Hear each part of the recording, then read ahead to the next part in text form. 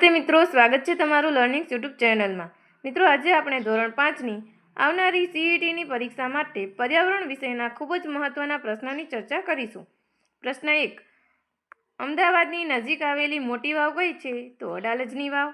પ્રશ્ન 2, પહેલાના સમયમાં રાજાઓ કે દાનવીરો મુસાફરોની પાણીની સુવિધા માટે શું બંધાવતા હતા? તો વાવ। પ્રશ્ન 3, નીચેના પૈકી કયો પાણીનો સ્ત્રોત નથી? તો જવાબ આવશે જમીન। પાણીનો મુખ્ય સ્ત્રોત કયો છે? તો વરસાદ। પ્રશ્ન 5, તળાવ ઘણું મોટું હોય તો તેને શું કહેવાય? સરોવર। પ્રશ્ન 6, જે સાધનને હાથ વડે ચલાવી જમીનમાંનું ભૂગર્ભ જળ બહાર કાઢવામાં આવે તે સાધનને ખાલી જગ્યા કહે છે? તો હેન્ડપંપ। પ્રશ્ન 7, ઘરમાં પાણીનો વધુ સંગ્રહ કરવા ઈંટ, સિમેન્ટ, રેતીથી ખાલી જગ્યા બનાવવામાં આવે છે? તો ટાંકી। પ્રશ્ન 8, તેમાં પહેલું છે વરસાદ, તો પાણીનો મુખ્ય સ્ત્રોત, ઝરણું તો નદીનું શરૂઆતનું નાનું સ્વરૂપ, નહેર તો નદીમાંથી કાઢેલી શાખા, અને વાવ તો પગથિયાવાળો કૂવો।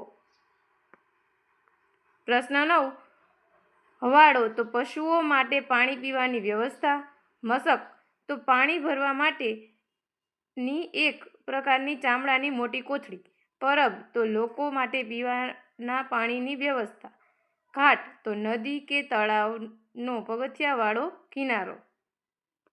પ્રશ્ન 10, ગઢસીસર તળાવ ક્યાં આવેલું છે? તો જેસલમેર।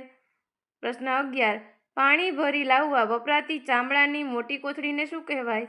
તો મશક। પ્રશ્ન 12, વરસાદના પાણીને વહી જતું રોકવા માટે શું કરવું જોઈએ? તો તળાવ બનાવવા જોઈએ, ચેકડેમ બનાવવા જોઈએ અને વરસાદનું પાણી જમીનમાં ઉતારવું જોઈએ। પ્રશ્ન 13, કયા જૂથના પદાર્થો પાણીમાં તરે છે? તો થર્મોકોલ, પ્લાસ્ટિક અને કેરોસીન। પ્રશ્ન 14, કયું પ્રવાહી પાણીમાં સારી રીતે ભળી જાય છે? તો વિનેગર। પ્રશ્ન 15, કયા બે પદાર્થો પાણીમાં ઓગળે છે? તો ખાંડ અને મીઠું। પ્રશ્ન 16, દાંડી યાત્રા કોણે અને કઈ સાલમાં યોજી હતી? તો ગાંધીજીએ 1930માં। પ્રશ્ન 17, ચોક, મધ, સાજીના ફૂલ અને ખાંડ પૈકી ખાલી જગ્યા પાણીમાં ઓગળે નહીં? તો જવાબ આવશે ચોક।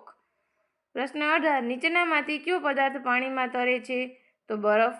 પ્રશ્ન 19, મીઠું ઓગાળેલ પાણીને ગરમ કરતા તેનું શું થાય? તો માત્ર પાણીનું બાષ્પીભવન થાય। પ્રશ્ન 20, નીચેના પૈકી કયા પ્રવાહીનું ટીપું ઢળતી રાખેલી થાળીમાં સૌથી ધીમે સરકે છે? તો જવાબ આવશે દિવેલ। પ્રશ્ન 21, એમાં આવશે પહેલા કોપરેલ તો પાણી પર તરે છે, રેતી તો પાણીમાં ઓગળતી નથી, લખોટી તો પાણીમાં તરત ડૂબી જાય છે અને ખાંડ તો પાણીમાં તરત ઓગળી જાય છે। વિડીયો ગમ્યો હોય તો લાઇક, શેર, સબસ્ક્રાઈબ કરી બાજુમાં આપેલ બેલ આઇકન દબાવી દેવું।